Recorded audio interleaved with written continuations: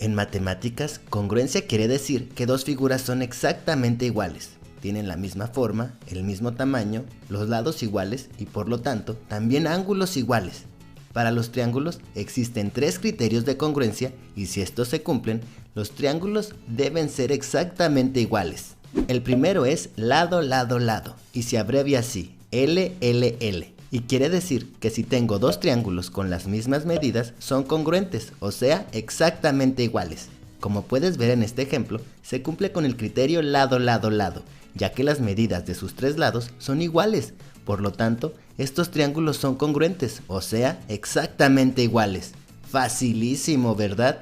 El segundo criterio es lado, ángulo, lado, y se abrevia así, LAL.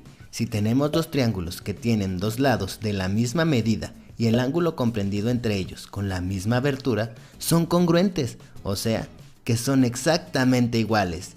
Como te puedes dar cuenta en este ejemplo, los dos triángulos tienen dos lados de la misma medida y el ángulo que está entre ellos mide lo mismo, por lo tanto, obtendremos triángulos igualitos, o sea, congruentes.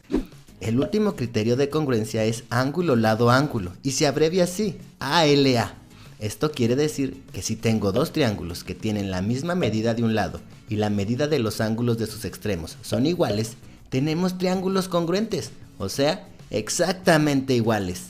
Recuerda que los criterios de congruencia son condiciones que se tienen que cumplir para que dos triángulos sean exactamente iguales. El primero es lado, lado, lado. Y quiere decir que si dos triángulos tienen las medidas de sus lados iguales, son congruentes.